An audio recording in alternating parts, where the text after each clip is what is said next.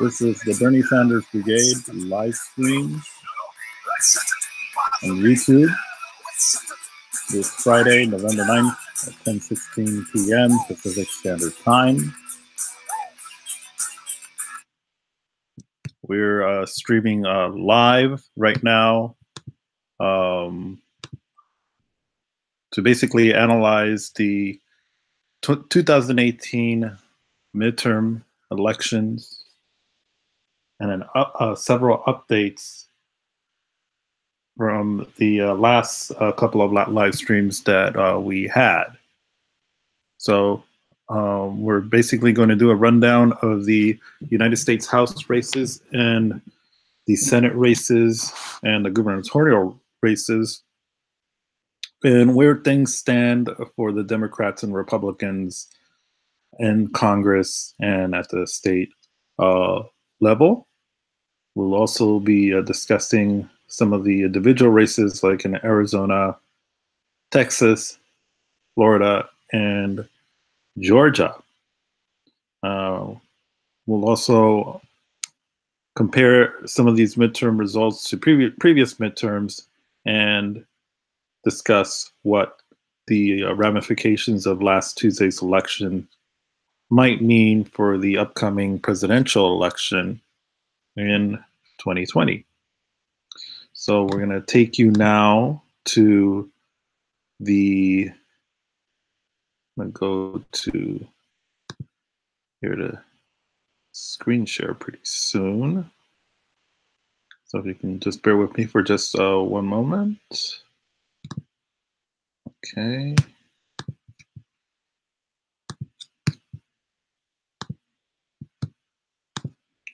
All right. Already. See there.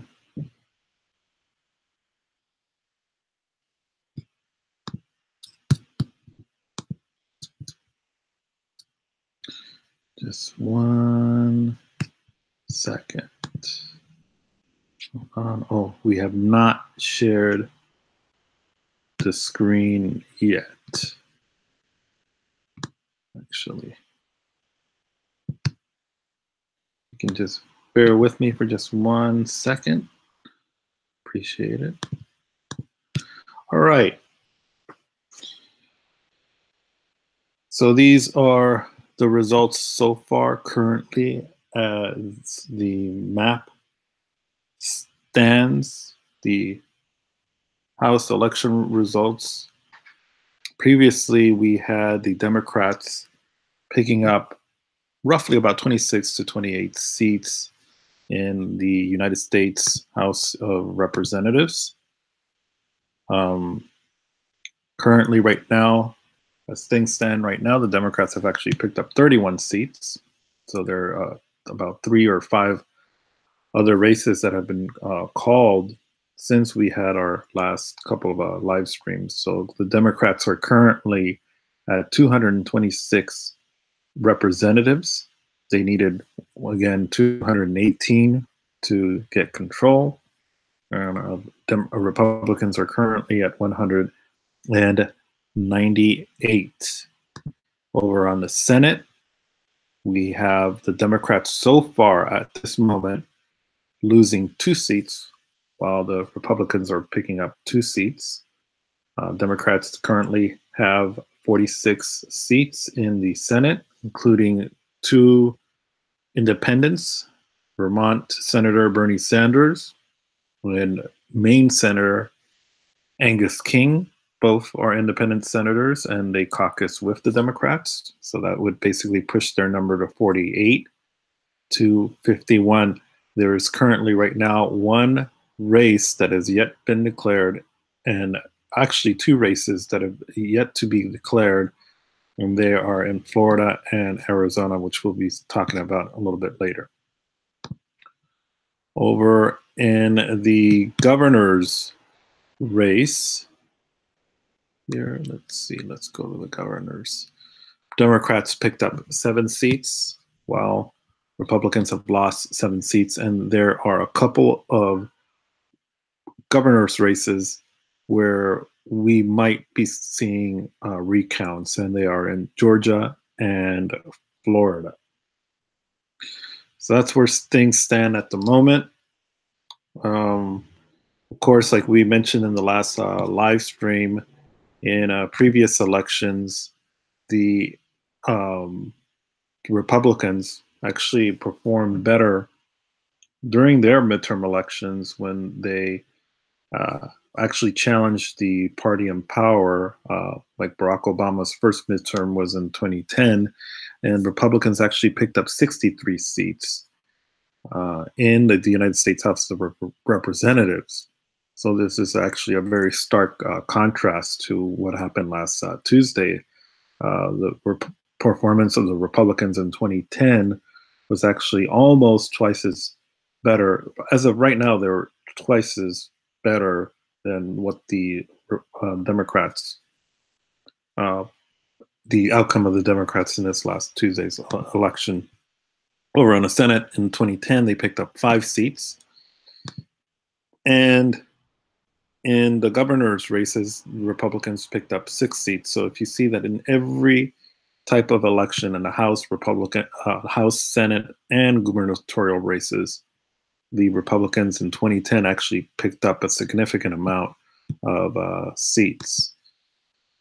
We talked also briefly before about the in the previous live stream about the 2002 midterm elections, where actually the party in power, Republicans in that year, or George Bush was actually the president, Republicans actually picked up, where is it here, 2 seats in the Senate and picked up 8 seats. And we discussed that the reason that was so is because of the 9/11 attacks that happened 14 months prior to the midterm elections. So one of the things that I do want to point out is that the reason events like 9/11 are significant is because those types of events are considered like crisis, and they end up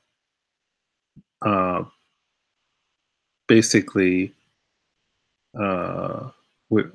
being at the top of the agenda.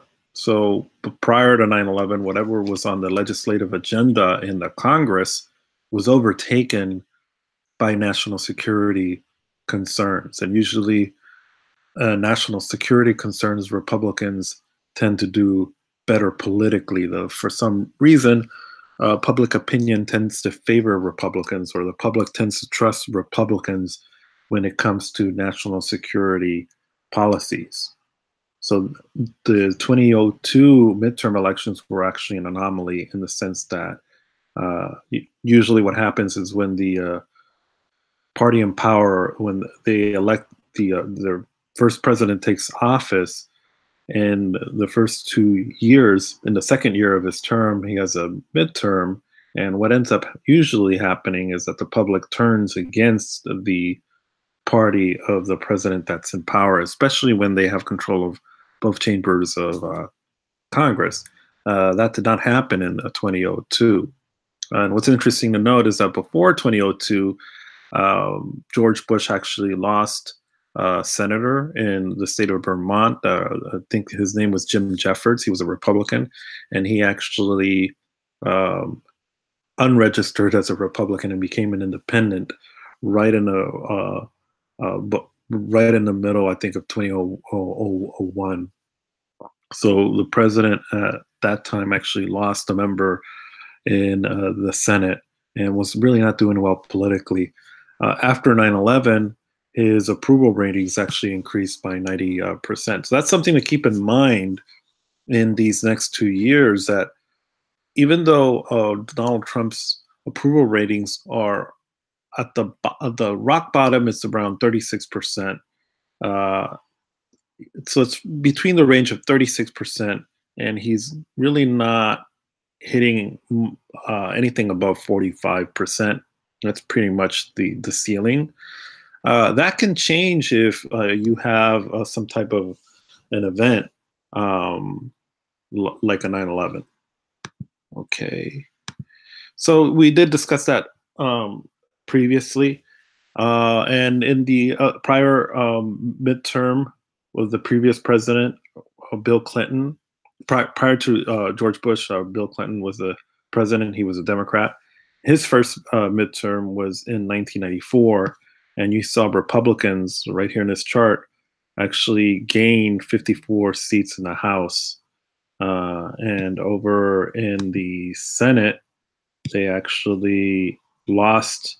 How much did they lose? They actually lost. Democrats actually lost 9 seats, and Republicans gained 9, and they took the majority that year.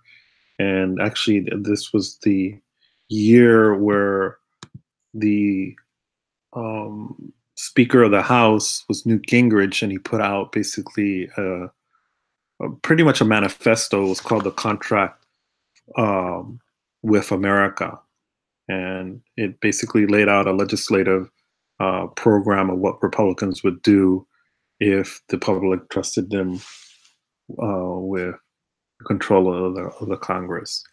So just looking at those numbers, if you see the results today for Democrats, this performance here of the picking up, well, before today was actually 26, or they needed 23 to take control of the House.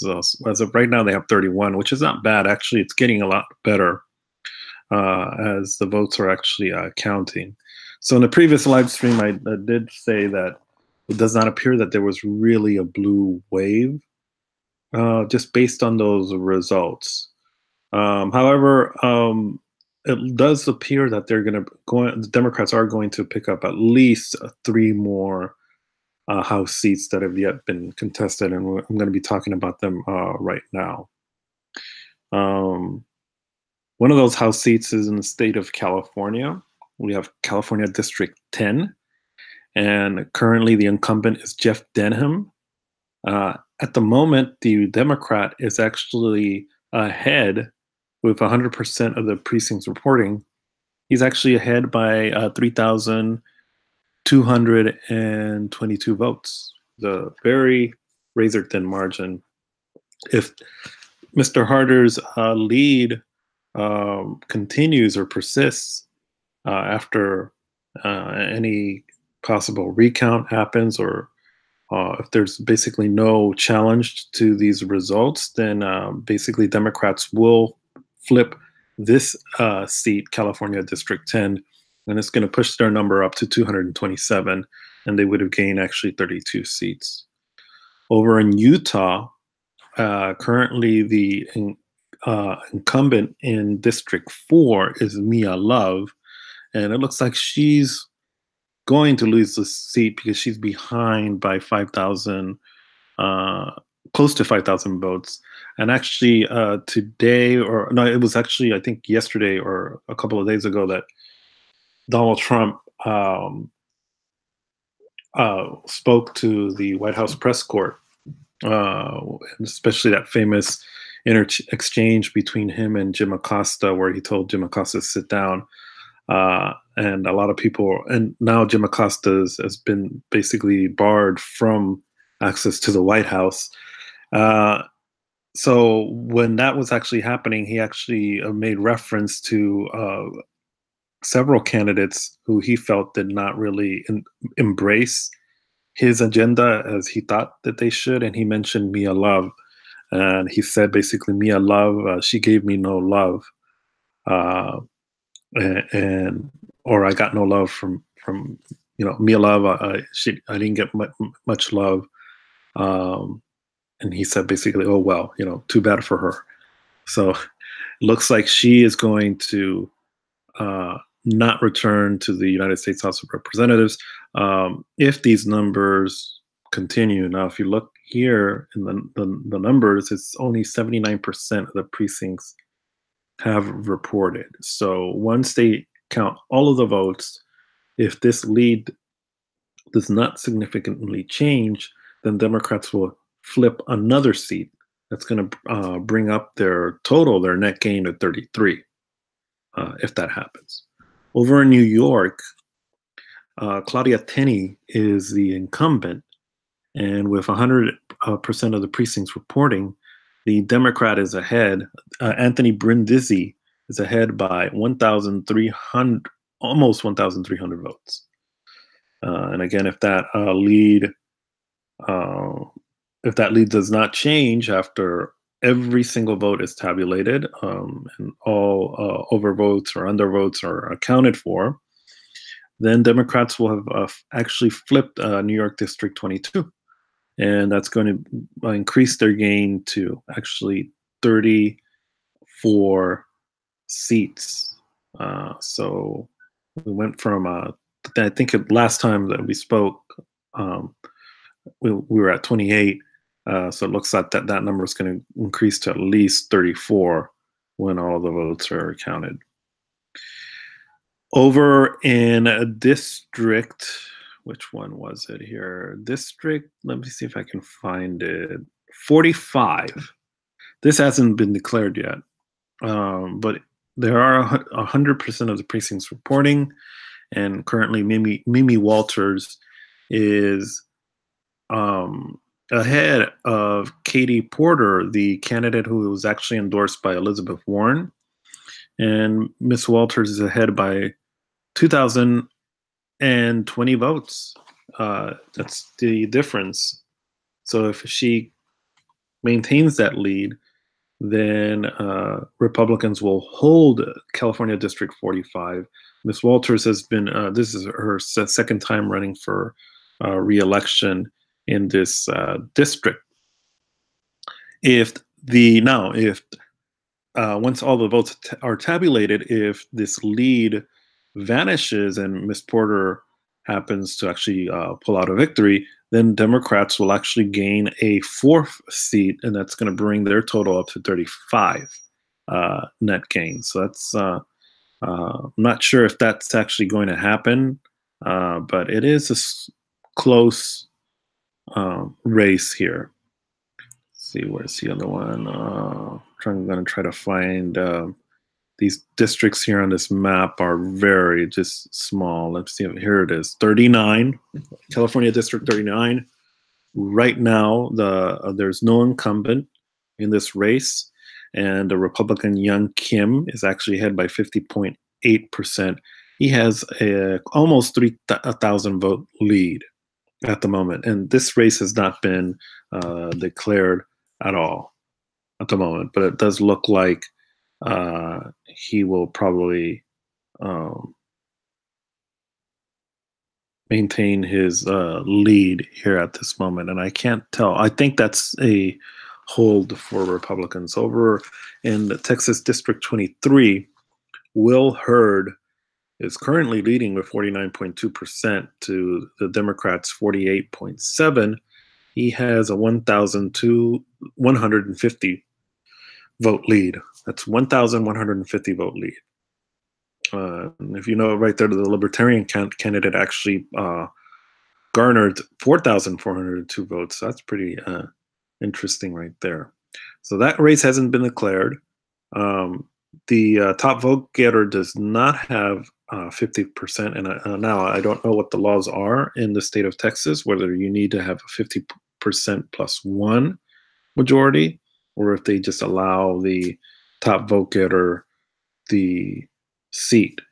So I don't know in this case what's going to happen here. And this is another seat if this Democrat who's behind by 0.5%, if I believe it's a she, Zegina Ortiz Jones, So if she manages to pull ahead and take this seat, then that's going to be another pickup for Republicans here. So that's basically the House races at the moment. It looks like Democrats did make significant gains, not so much as in previous first midterms for the previous sitting presidents. So it appears that they're going to get a net gain of around maybe 34, 35, maybe 36 seats once all of the votes are counted. The popular vote, which by the way is not an indicator of how well a political party will perform in House races, how basically whether a party is going to take control in the House. But it's interesting to point out that the Democrats did gain 51.5% of the popular vote. They got over 53 million votes in this House race, and while Republicans so far garnered 48.2 million, that's almost a 5 million vote difference. In the last presidential election, Donald Trump lost the popular vote by 3 million. So if you take these numbers, and by the way, I looked at the previous midterms, I think in let's take a look at 2010 here. Let's see if they give us, no, they don't here, or do they give us yeah, right here. And actually in this 1994 race, it was 36 million that the Republicans gained with their 51% to the Democrats' 31%. So if you note here in this House race over here, actually Democrats scored 17 million more votes than the Republicans did in 1994.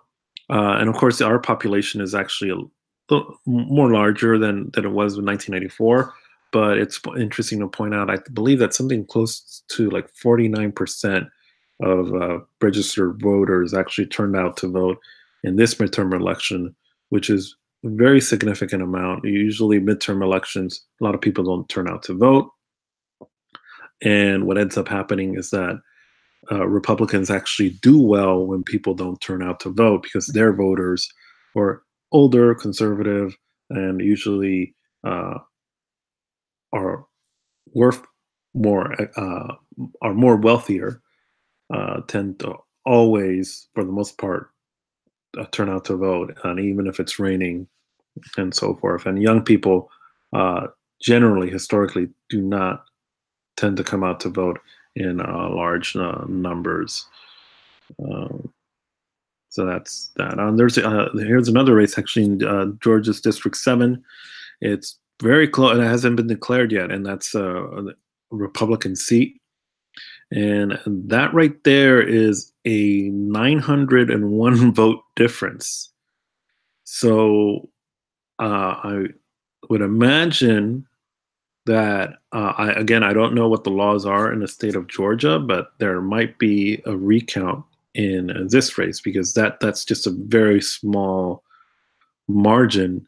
It's a 0.4% difference, but it's just a 901 vote difference. And if they were to recount overvotes, undervotes, and because sometimes voting machines actually are not foolproof. So if they do a recount, they might find discrepancies, or they might find votes that didn't get tabulated for one reason or another. Okay, so that's in the House. Over in the Senate right now, the races that we're going to take a look at. I want to take a look at Texas. Ted Cruz, who's the incumbent, barely won his re-election. He won by 220,000 almost 220,000 votes to Beto O'Rourke. This is 15.9% to Beto O'Rourke's 48.3%. If we take a look at previous Senate race in 1994, when Texas was actually contested,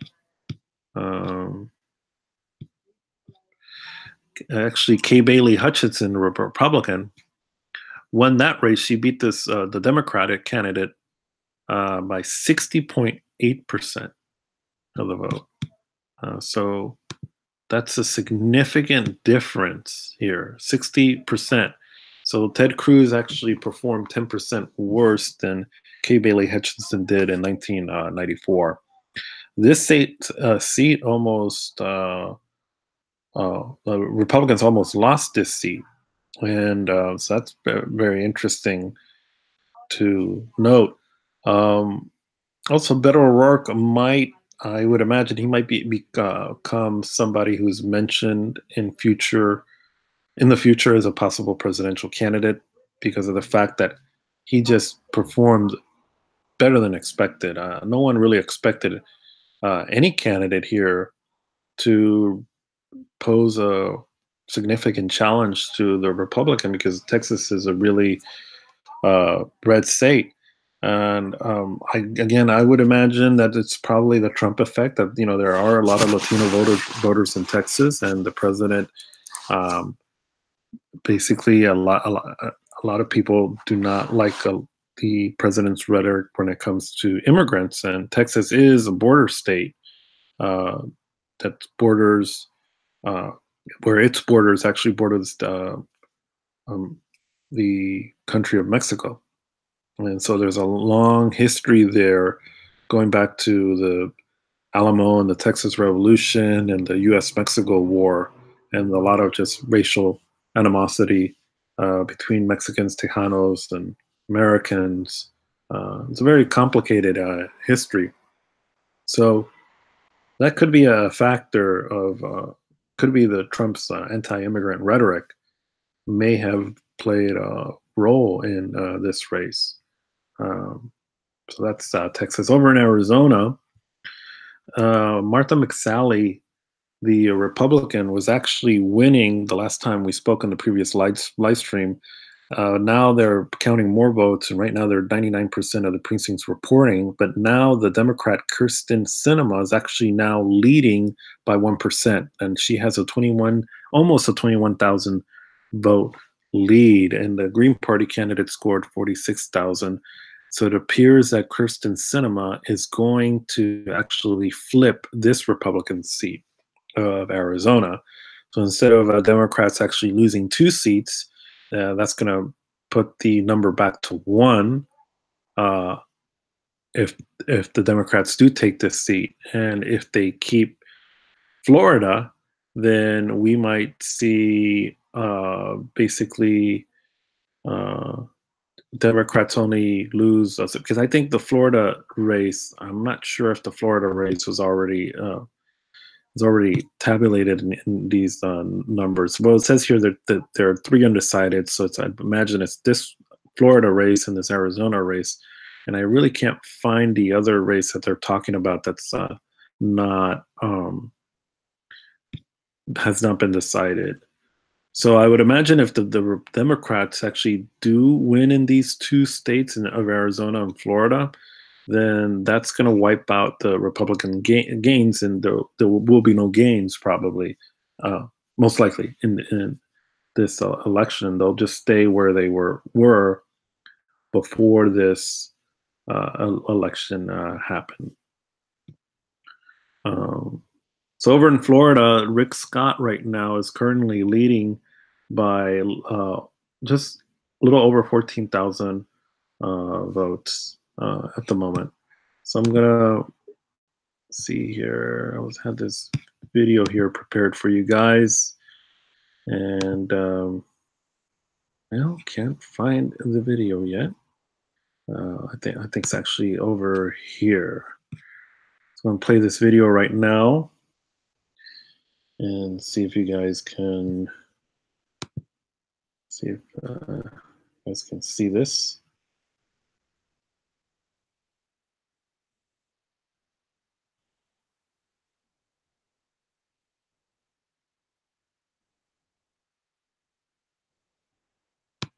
Jeff? Ed, thanks. Amazing to think about the Bush Gore recount 18 years ago this week. Thank you. 3 days after the election, more than 15 House, Senate, and governor's races remain undecided, including crucial contests in Arizona and Georgia. Protests have also broken out in Florida, where talk of lawsuits and recounts has many recalling a battle from the past. Here's Ed O'Keefe. In Broward County in South Florida, angry protesters stormed past truck barricades and accused elections officials of trying to steal votes for the Democrats. This is invalid. The others are valid. Inside, those same officials tediously counted ballots. Outgoing Republican Governor Rick Scott is clinging to a barely 15,000 vote lead against incumbent Democrat Bill Nelson in the nation's most expensive U.S. Senate contest. In the governor's race, about 36,000 votes separate Republican Ron DeSantis from Democrat Andrew Gillum. Last night, Scott raised the stakes, accusing Broward and Palm Beach County elections officials of withholding voting information. No ragtag group of liberal activists or lawyers from D.C. will be allowed to steal this election from the voters in this great state. Nelson, whose campaign is pushing for a recount, responded today. Clearly, Rick Scott is trying to stop all the votes from being counted, and he's impeding the democratic process. As the ballot count continued, legal challenges played out in Broward and Palm Beach County courtrooms. I want all the damaged ballots. If this seems all too familiar, it is. An eerily similar scene played out in the same part of Florida 18 years ago this week, when officials started recounting ballots, remember hanging chads? In the Bush-Gore presidential election. Back then, the sitting president largely stayed out of the fight. Not so today. On Twitter, President Trump alleged fraud and election theft. This was Mr. Trump as he departed the White House for Paris. And all of a sudden, they're finding votes out of nowhere. The Florida Department of Law Enforcement tells CBS News that they are not actively investigating any allegations of elections fraud. The governor and Senate races are within the margin of error to trigger an automatic recount, which could begin as early as Sunday. Jeff? Ed, thanks. Amazing to think about the Bush Gore recount 18 years ago this week. Thank you very much, Ed O'Keefe. And this is our West.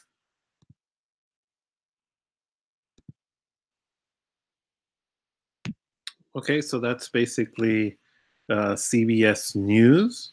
And CBS News did also report that Rick Scott did win 2 of his election lawsuits. And this is what CBS actually reported. Florida Governor Rick Scott, the Republican candidate for Senate who currently leads Democratic opponent Bill Nelson by 15,000 votes, has won his first lawsuit against Palm Beach County election supervisor Susan Boucher, or Boucher. I don't know how to pronounce her last name. As ballots in the gubernatorial Senate races head to a recount, Scott sued Boucher Thursday night for refusing to allow official party and campaign representatives into the ballot counting area and having staff members determine a voter's intent without review by the county canvassing board. On Friday, West Palm Beach Circuit Court Judge Krista Marks granted an injunction ordering Boucher to submit overvoted and undervoted absentee ballots to the Palm Beach County Canvassing Board for public review of each vote before they are counted. So in case you're wondering what an overvote is, so an overvote is when actually a voter, when she or he are actually voting in each specific race, if they overvote, that means that they've either accidentally or inadvertently or maybe even purposefully voted for 2 candidates in one race. So if let's say there's a race that has 10 candidates, a voter maybe accidentally overvoted and actually picked 2 candidates, and that does happen, by the way. And each state has different laws whether that vote gets tossed out or what.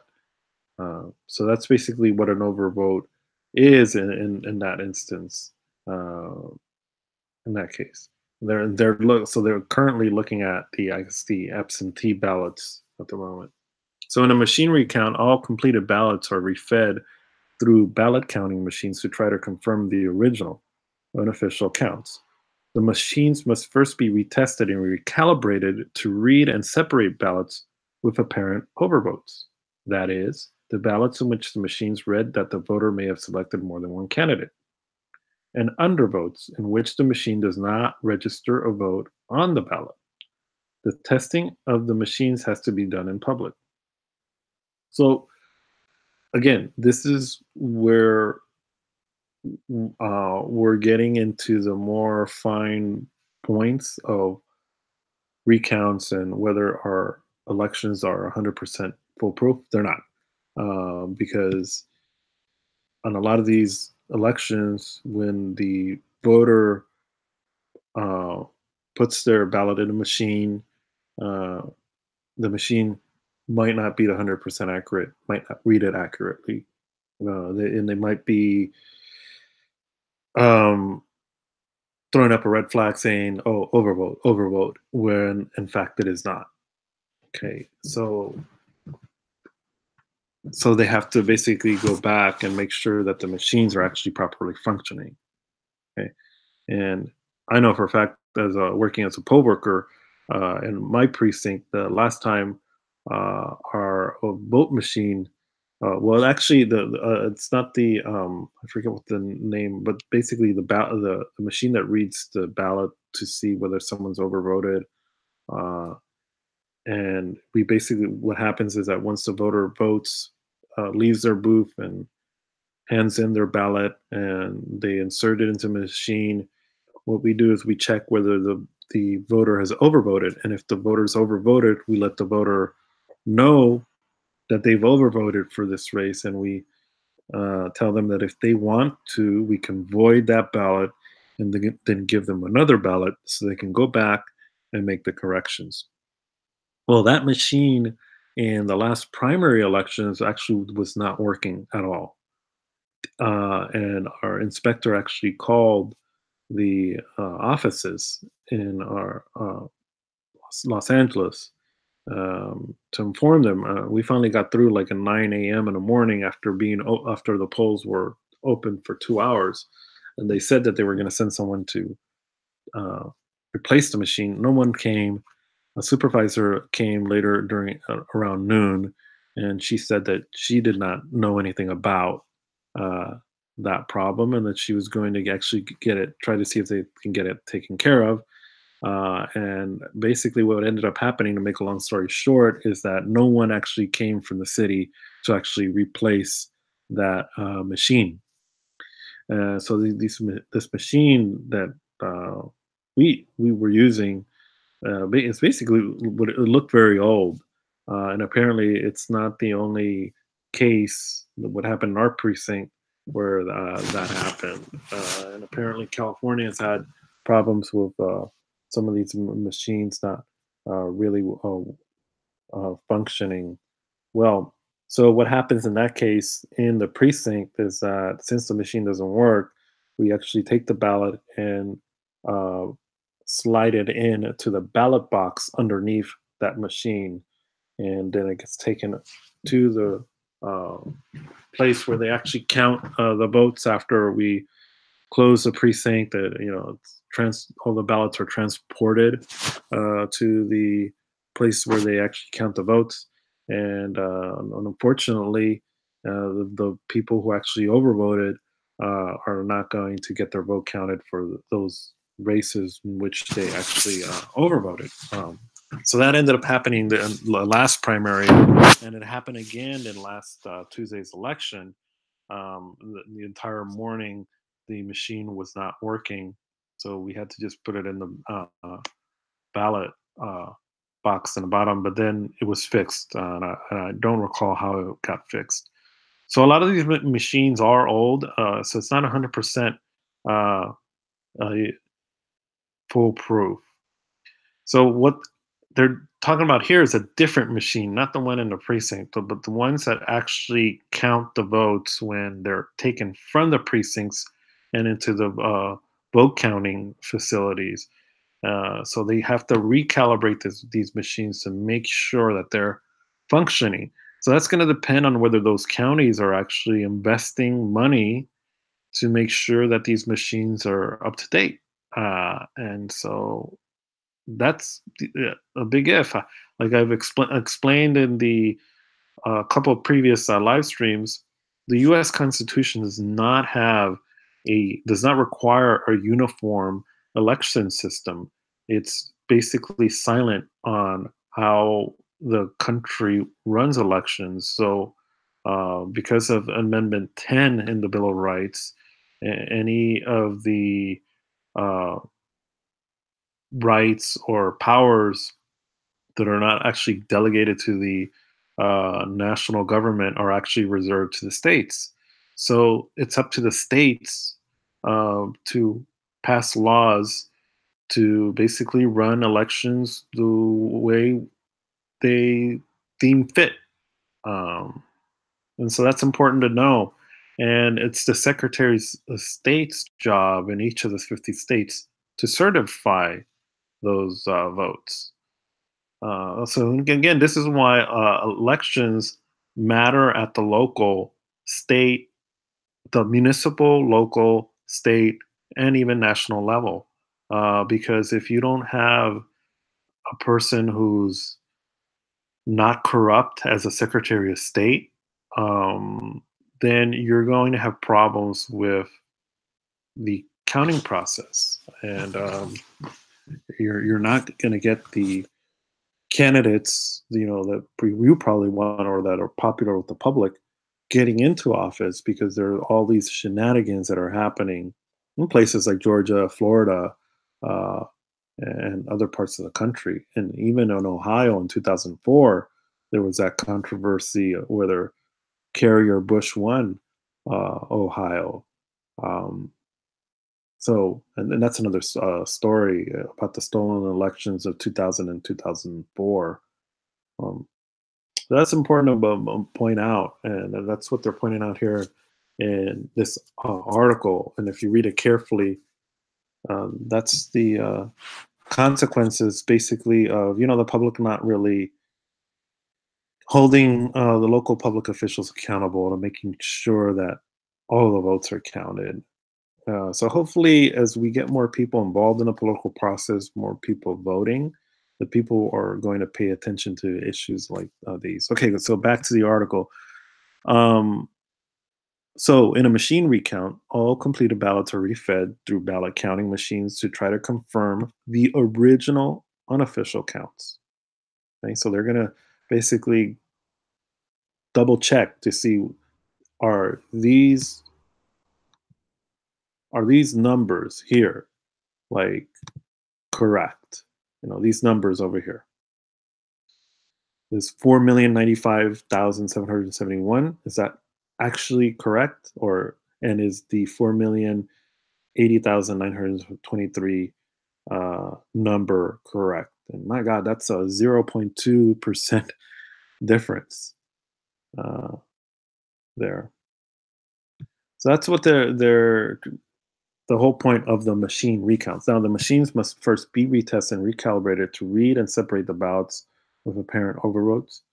Okay, so we read that already. So a lawsuit against Boucher accused her office of withholding some of the overvoted and undervoted absentee ballots from the county canvassing board, even though Florida law dictates that only a canvassing board is allowed to determine all valid votes from overvotes or undervotes. So appears that what Rick Scott, the governor who's running for Senate, appears that what he wanted is that he wanted the election officials at the county canvassing board to allow his party officials and representatives to be there.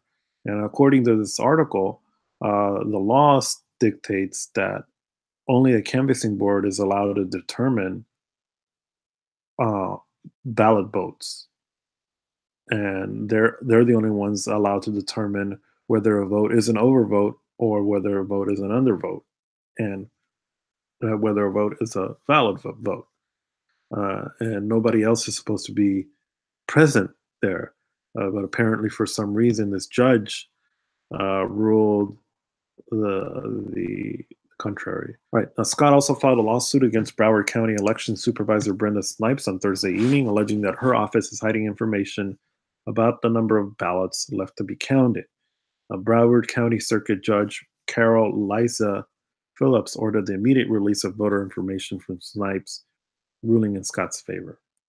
Bill Nelson, filed a lawsuit Friday morning asking that the deadline for local election officials to file preliminary unofficial vote totals to the state be extended past noon Saturday, a deadline dictated by Florida law. That's what's happening right now in Florida. We really don't know what the final outcome will be in this Florida race once this recount is underway. Over in the governor's race, Ron DeSantis is actually currently leading by 4,073,763 votes. He's ahead by 0.4%. No candidate has the 50% plus one majority. Andrew Gillum did concede in this race, but apparently it appears that there might be a recount, or there is going to be a recount in this case. And right now, in order for Gillum to pull this off, this victory, it's a 26,000. This is a 26,002 vote difference. Right? And that's really a big, significant number to overcome. Over in Georgia, Brian Kemp is currently leading by 50.3%. Now,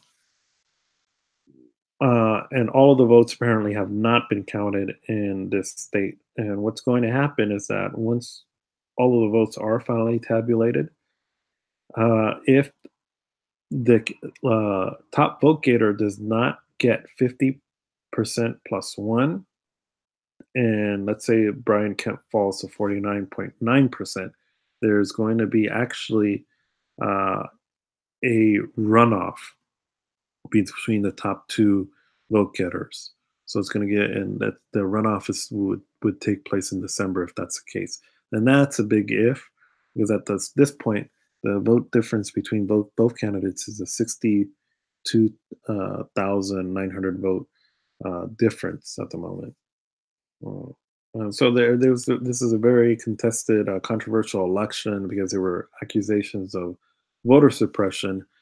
Brian Kemp was the Secretary of State during this election in the state of Georgia. So he was actually running for a gubernatorial seat, while at the same time basically in charge of how the elections are conducted. That's the job of the Secretary of State. So they count the votes. They're the ones who certify the elections. All of the counties take their tabulated results, send them over to the Secretary of State's office in the state, and they certify those votes. They sign off on it. So that was very controversial. He did resign. I think this was yesterday that he resigned as Secretary of State. But some people were noting that this is a little bit too late. There were also reports of voter suppression. There was one article where a 92-year-old woman was actually turned away after having voted in previous elections and being a civil rights advocate, and apparently she was purged from the voting rolls. There's also accusations that a lot of the vote machines in predominantly African American precincts were not working. And in some cases, some precincts only had 3 voting machines for the precinct, and there were long lines and people left, and so forth. So this is what ends up happening in a lot of these states that are actually controlled by Republicans. You have this voter suppression system that actually tries to disenfranchise people of color and other people who they think will actually vote against them. Okay, so that's the race there in Georgia at the moment. That's where things stand. So this is an update here in the Bernie Sanders Brigade YouTube channel. Just wanted to give you guys an update. If there are any further developments, we definitely will do another live stream once all of these votes in these other elections are actually decided and we get a final number. We're going to definitely let you know about that. Please support us at Patreon. Let's see here. Let me see if I can get you guys the information here. Hold on just a minute.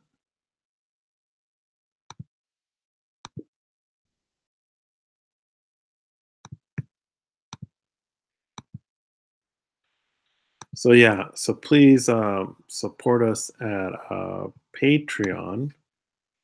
Give you guys share the guys the link with you here on the chat. You can donate to our Patreon right there at patreon.com/Bernie Sanders Brigade. So let me, that didn't come out. So let me do that again here. Let's see if this works. Here in the chat. That's www.patreon.com/Bernie Sanders Brigade. Please support our work. You can donate there on that Patreon, and so we can basically purchase a better live stream technology for you. We've done previous live streams during the 2016 election, and we would appreciate your supporting us in this endeavor. Well, that's basically it for right now. And once we get results from those races and any further developments, we will definitely let you know about them. Thank you very much. We're going to leave right now with some more music. See if we can do that.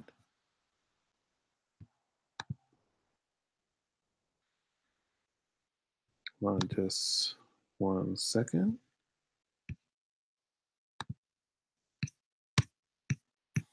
So we're going to leave here with Faith No More. And the song here is A Small Victory. Thank you guys for joining. This is the Bernie Sanders Brigade live stream. Here's Faith No More with A Small Victory.